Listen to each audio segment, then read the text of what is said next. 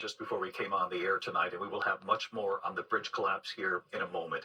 But we do move on now to the other major news this Tuesday night. The Supreme Court facing the biggest test yet on the issue of abortion since the court overturned Roe 2 years ago. The court now deciding whether to restrict the abortion pill in this country, and what the justices signaled already today. Rachel Scott at the Supreme Court tonight.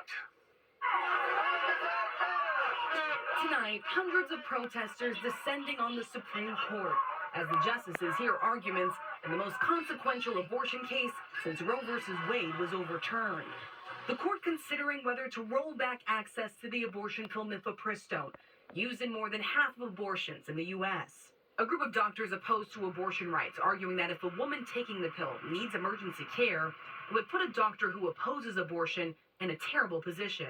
These are life-threatening situations in which the choice for a doctor is either to scrub out and try to find someone else or to treat the woman. But the Justice Department argued that doctors who brought the lawsuit have no grounds to sue. FDA is not requiring them to do or refrain from doing anything.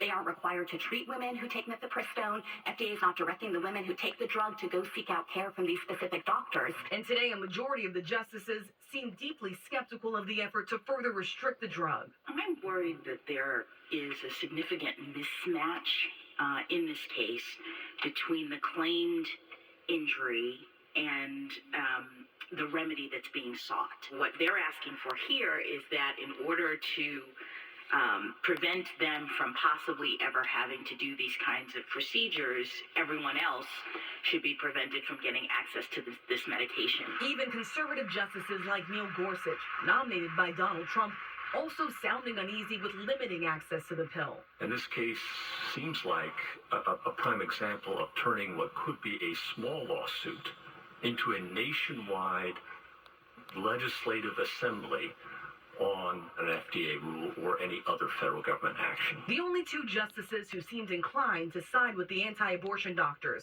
and further restrict access to mifepristone, Clarence Thomas and Samuel Alito. What's on the line here? Access to the abortion pill by mail without multiple trips to the doctor and up until 10 weeks of pregnancy. The FDA calls this safe and effective. The Supreme Court expected to make a decision in June. David. Rachel Scott at the Supreme Court tonight. Rachel, thank you. Tonight here we have new reporting after